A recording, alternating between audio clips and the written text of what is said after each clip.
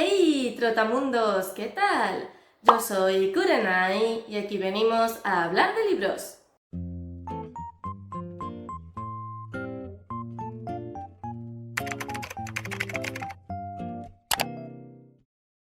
Hoy os traigo el book tag de las 7 virtudes teologales, al cual me nominó César del canal César Cañete y que además es el que ha creado dicho tag. Así que muchísimas gracias, César, no solamente por crear tremendo tag, sino también por etiquetarme y sin más dilación vamos con él.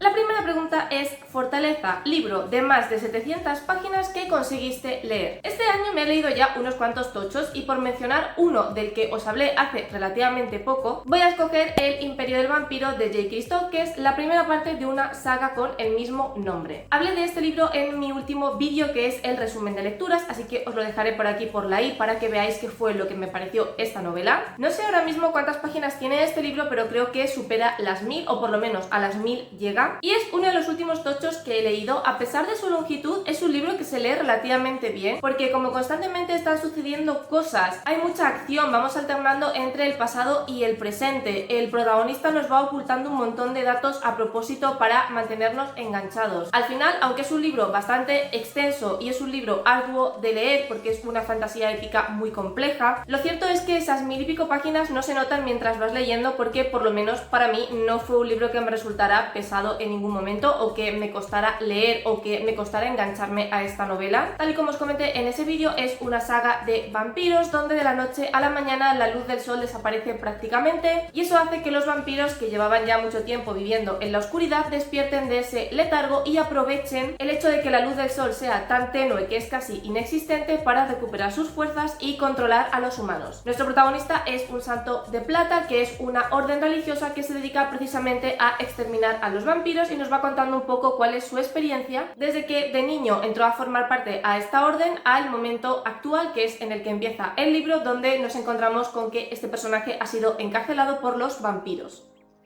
La segunda pregunta es Justicia, libro cuya extensión, trama y personajes se ajustan a la perfección. En esta premisa voy a hablaros de un libro que literalmente acabo de terminar, de hecho lo terminé justo anoche, y que también podría aplicarse a la primera pregunta porque es un total de más de 900 páginas, y es Edad Oscura de P.S. Brown, que es la quinta parte de su saga de Amanecer Rojo. Realmente en esta premisa lo que debería recomendaros es el primer libro, Amanecer Rojo, porque no tiene mucho sentido que os recomiende una quinta parte, pero es que en cuanto leí esta premisa fue el primer libro que se me vino a la cabeza, porque literalmente esta novela es perfecta en absolutamente todos sus aspectos. Y quien dice esta novela dice toda la saga, porque tanto la trama como los personajes, como el cómo está contada la historia, el cómo están escritos estos libros, todo encaja a la perfección, y de verdad que es una saga a la que no puedo ponerle ningún pero en ninguno de sus libros. Lo compleja que es la historia en este punto y la capacidad que tiene el autor de contártela, a pesar de la miriada de personajes que hay, la cantidad de tramas y subtramas que están enredadas y vueltas a enredar, que está todo relacionado entre todo. Yo de verdad que estaba leyendo el libro admirando la capacidad mental que tiene el autor para contar una historia tan compleja y que él mismo no se pierda entre la marabunta de cosas que están pasando en esta novela. Amanecer Rojo es una saga de ciencia ficción donde la humanidad está dividida por colores. Cada color es como si fuera una casta y tiene unas características concretas y muy estandarizadas, por lo que si perteneces a uno de estos colores, lo que haces y tu forma de vida tiene que aplicarse exactamente a la casta a la que perteneces y no puedes salir de ahí. Esta es la forma que han encontrado los dorados, que son como los líderes supremos, para tener a toda la humanidad esclavizada. Nuestro protagonista es Darrow, que pertenece a la casta de los rojos, que es la casta de los mineros, una de las castas más bajas, que está más esclavizada y que están un poco hartos del control y la dictadura a la que están sometidos por culpa de los dorados. Así que a raíz del asesinato por parte de los dorados de la mujer de Darrow, convencerán a este para que se infiltre entre la élite y desde dentro poder reventar el sistema y gestar una revolución para acabar de una vez por todas con los dorados y con su dictadura. Es increíble cómo se complica todo en esta novela y cómo aún así el autor consigue que todas las piezas y todos los pequeños detalles que nos ha ido dejando a lo largo de toda la saga encajen a la perfección en este libro. Y aunque en este caso sí que se me ha hecho un poco más bola que El Imperio del Vampiro, no porque no me estuviera gustando, sino porque este libro es 1000 veces más complejo que El Imperio del Vampiro, porque no solo es que pasen muchísimas cosas, sino que hay muchísimas facciones, hay muchos grupos y subgrupos dentro de estas facciones, hay muchísimos personajes, están sucediendo un montón de cosas al mismo tiempo, es decir, es un libro que tienes que leerte con calma si de verdad quieres enterarte exactamente de todo lo que está sucediendo, y aún así es bastante costoso el poder ubicar a cada personaje, saber a qué bando pertenece, saber si está jugando a dos bandas. Entonces es un libro que se lee muy bien en el sentido de que es muy entretenido porque todo el rato están pasando cosas, pero al mismo tiempo es un libro que tienes que leerte con mucha calma porque necesitas digerir todo lo que sucede. El caso es que este libro es absolutamente perfecto en todos y cada uno de sus componentes, y de verdad que no voy a cansarme de recomendar esta saga porque me parece una obra maestra.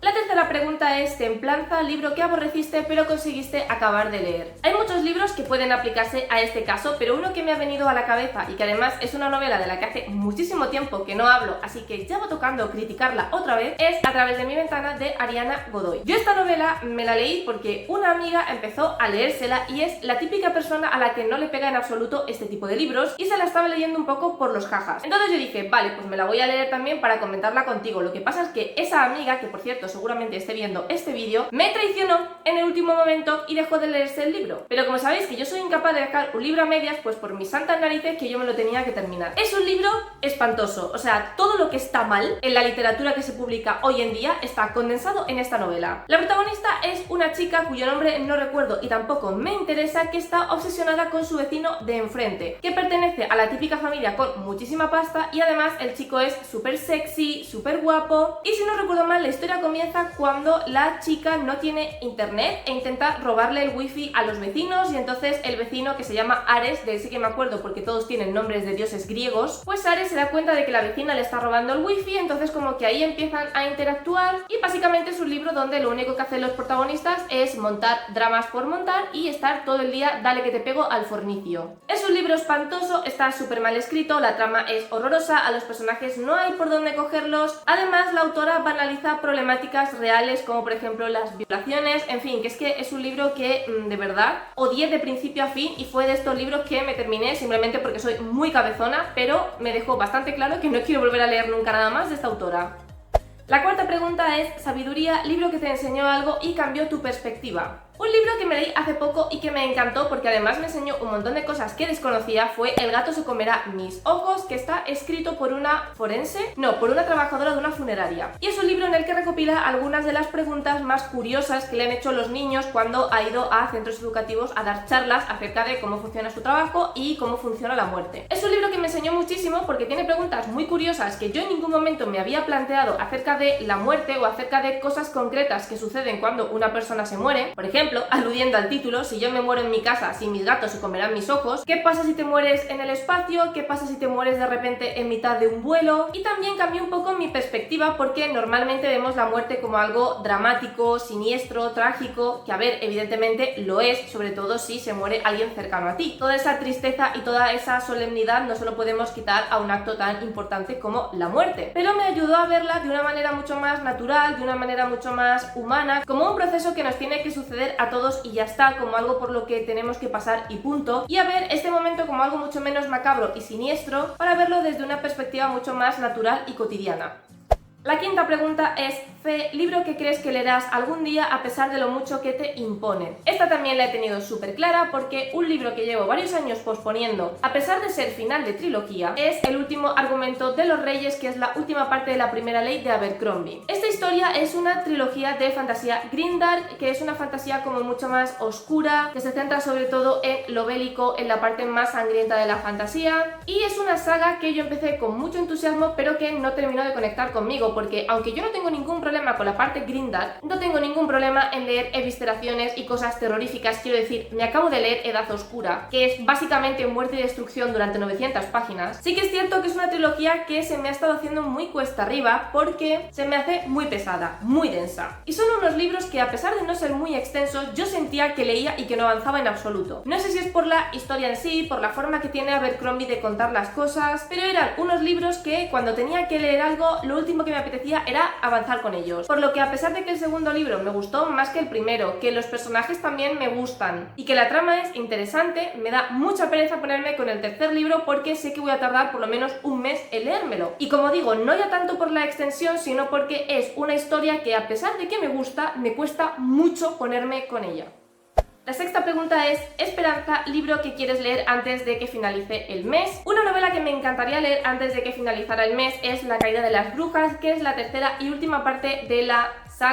serie de El Vals de la Bruja de Belén Martínez. El caso es que sabéis que yo con ese segundo libro, El alma del brujo, acabé muy disgustada, no me gustó en absoluto ni los personajes ni la trama. Fue un libro espantoso y que aborrecí de principio a fin, y lo cierto es que no tenía muchas ganas de leer esa tercera parte, es decir, la quería leer simplemente para cerrar esta saga y ya está. Pero resulta que al leer la sinopsis, aunque sí que es cierto que también está en otro tiempo distinto y con otros protagonistas distintos, es un libro que está directamente relacionado con el pasado de los padres de Eliza, que Eliza es la protagonista del primer libro y sus padres eran unos brujos muy famosos que fueron asesinados por su mejor amigo. Y yo llevo mucho tiempo deseando, pidiendo y suplicando para que la autora nos cuente precisamente esa parte de la historia, cómo fueron los años de sus padres en la escuela de magia y que desarrollara un poco más qué fue lo que pasó para que acabaran asesinados por alguien que supuestamente les quería tanto. Y por fin mis súplicas han sido escuchadas, y por lo que he leído en la sinopsis entiendo que esto es de lo que nos va a hablar en este último libro. Eso sí, no desde el punto de vista de los personajes que ya conocemos en el primer libro, sino desde el punto de vista de un personaje completamente nuevo que vivió en el mismo momento en el que los padres de Eliza estudiaban en la escuela de magia, y que entiendo que tiene algún tipo de relación con lo que pasó en la escuela durante esos años. Por lo que vuelvo a tenerle mucha fe a esta saga, porque siento que por fin en el tercer libro la autora va a contarnos algo que yo llevo deseando que nos cuente desde que leí el primero, pero al mismo tiempo quiero ir con las expectativas bajas porque ya con El alma del brujo me pegué un batacazo y me da miedo volver a pegármelo con esta tercera parte, y que a pesar de lo que nos promete la sinopsis, la historia no termine yendo por donde yo creo. Así que voy a ir con cautela, pero lo cierto es que tengo muchas ganas de leerme este libro. Y ya la última pregunta es: Caridad, libro autopublicado que leíste o quieres leer. Una novela autopublicada que tengo muchas ganas de leer porque habló de ella Eva del canal Evita Lecturitas, es El aquelarre de Celia. Nuestra protagonista es Celia, una actriz en declive a la que le ofrecen interpretar el papel de Morgana, de la bruja Morgana. Ella ve este nuevo papel como su última oportunidad para resurgir de las cenizas, para volver a tener esa fama o ese reconocimiento, y se obsesiona totalmente con esta bruja hasta el punto de que intenta convertirse en ella lo máximo posible para que su papel sea perfecto. ¿Qué sucede? Que en ese tiempo en su vecindario ocurre una extraña desaparición y la policía llega a la conclusión de que la propia Celia tiene algo que ver. Además, como Celia está tan metida en el papel de Morgana, como que los vecinos empiezan a sospechar que ella es una bruja, y digamos que Celia tendrá que enfrentarse un poco a eso, descubrir qué es lo que ha sucedido con la desaparición, por qué la están culpando a ella, y por lo que da a entender la sinopsis, incluso plantearse si la brujería es algo que existe y que es real. Tampoco quiero saber mucho más del libro, solo sé que es un thriller adictivo que tiene pinta de ser bastante mamarracho. Quiero decir, la propia Celia sale en pijama en la portada, así que es uno de los autopublicados que tengo en el punto de mira y que tengo muchas ganas de leer, y yo espero que me guste porque tiene toda la pinta de que va a ser así. Y hasta aquí las preguntas del tag. Muchas gracias de nuevo a César por crearlo y por nominarme. Yo también voy a nominar a gente, y voy a nominar a Luna de La Mamarracha Lectora, a Pachi de Pachipedia Books, a Rebeca de Un libro más nunca uno menos, y a Vicky de Un café con Vicky, que hace mucho que no nomino a nadie, así que ala, ahí os va. Recordad que podéis seguirme en mis redes sociales, Twitter, Instagram y el blog, donde veréis de una manera mucho más detallada todo lo que leo. Que si os ha gustado este vídeo, que os gusta el contenido de mi canal, no os olvidéis de suscribiros. Os recuerdo que hay vídeo todos los domingos a las 6 de la tarde, hora española. Muchísimas gracias por estar un día más conmigo y nos vemos en el próximo vídeo.